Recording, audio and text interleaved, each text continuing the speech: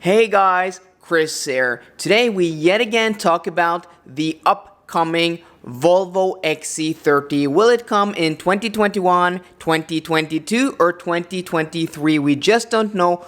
Volvo are very secretive about the upcoming Volvo XC30. I made a previous video about this, so if you like to check that out, please check the link up there in the right corner. But in today's video, I'm going to talk about some new updated information, and also I've actually done my own renders. So my previous videos where I do my own renders have, been very popular with you guys, showing you and talking about future Volvo vehicles. So we're just gonna do that for the unforeseeable future, because I find it very cool and you guys find it cool and interesting. So well, why not just go with the flow? So what do we know? Well, we don't know too much, but some new information is that Volvo have actually trademarked the XC10, XC20 and XC30 badging. I'm speculating that the Volvo V40 will be replaced by something called a Volvo XC30, a smaller than Volvo XC40 SUV, more of the size of the old V40. Volvo needs something to compete with the Mercedes-Benz GLA, the Audi Q2 and the BMW X2, which confusingly is positioned below the X1 size-wise, but is bigger.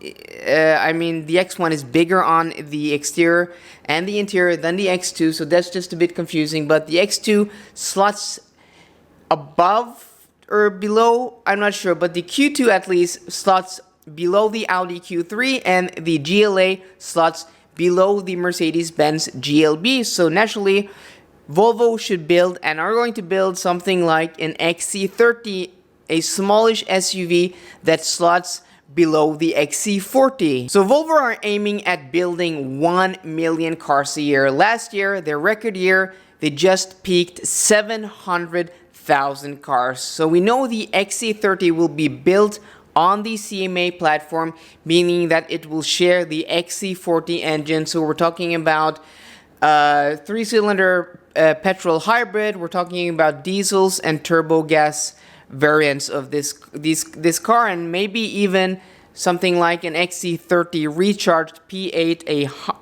a fully electric version. So without further ado, here is my render of the upcoming Volvo XC30. And as always, guys, I'm not the best. I'm not even good at this Photoshop stuff, but I think it's quite cool to just put together something that what it might look like, and just a bit of fantasy speculation to give us something more tangible to talk about. So I've taken an XC40 base, I've made it shorter, I've made it lower, I've made the greenhouse lower, the whole car just a bit lower.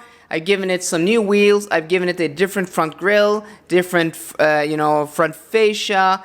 The side is also, the sheet metal on the side is different. So I tried to make it as different from the XC40 as possible. But, well, obviously it is based on the XC40. But if you compare it directly to an XC40, this looks much sportier, much lower, and much more like something like a Mercedes-Benz GLA. But Volvo, as I said, are aiming at 1 million cars a year. And this is something that would, sell in the bucket loads, especially here in Europe. Small SUVs are really eating into the market share of small hatchbacks. So usually the most popular cars across Europe, of course we have many different countries, so many different markets, but the Ford Fiesta, the Volkswagen Polo, the Volkswagen Golf, the Skoda Octavia, and also the Ford Focus are very popular vehicles. Also the Peugeot 208, and also, small cars like the Renault Clio. And small cars, small hatchbacks are usually the most sold cars in Europe. But now we're seeing that market share is being, shared with smaller SUVs like, the Peugeot 2008, like the Volkswagen T-Roc, and small SUVs like that. So it's only, a natural thing that Volvo, moves into the small luxury crossover market. And there are a few, obvious benefits from a small SUV. And first off is higher ground clearance. So with a small footprint, you know, a short or something like a Volkswagen Golf, which hasn't a large footprint, but raising it up a bit, giving it more ground clearance, makes it better to drive on our often broken city roads here in Europe. A lot of streets are old cities which are cobblestone covered. You give the car more suspension travel, giving it a more compliant ride. Also, a higher ground clearance gives better regress and ingress, so you don't have to, for taller people at least, you don't have to, you know, bow down or bend down rather. It's much, you just step in and out of the vehicle. And also, you get more, often these vehicles are taller also, so you get more interior head space, and you also get more trunk space. So again, a car with a small footprint, making it as practical as possible, is really a benefit in small European cities where, well, parking is limited and having a big car just isn't an option. These cars also, since they are, you know, off-road based or more, you know, focused towards the off-road, and I put those in air quotes because, well, these aren't really off-road vehicles, but that means these cars also often have more sidewall than other types of cars, you know, smaller types of cars, giving it, again, more comfort. And also, these cars often have more rugged looks. In my opinion, they just look cooler, look meaner, and look better, more purposeful. And lastly, Volvo is now in 2020 predominantly an SUV maker. The XC40, the XC60, the XC90 are Volvo's best-selling vehicles. You know, the S90 sedan is struggling in the US. Also, the S60 just isn't hitting its sales goals.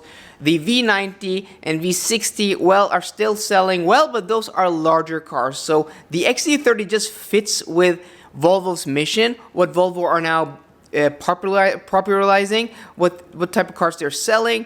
It's just, you know, a natural entrance into the brand, in my opinion. So I think an XC30 would be really cool, and if it would look something like this, well, this is not my best render, but, well, I think something like this would look quite cool. It's, you know, a lot of people complained about the previous render I showed that AutoExpress did, that it looked horrendous. I think this looks better. If you think this looks horrendous, well, let me know in the comments down below. But what do you guys think? Do you think the XC30 will be the replacement for the V40 that you guys are wanting, or would you like, you know, a normal hatchback, something to compete with a BMW 1 Series, a Mercedes-Benz A-Class, and also an Audi A3? Let me know in the comments down below. So guys, if you like this video, please drop me a thumbs up down below, and for more car content, as always guys, please subscribe. See you guys later, and goodbye.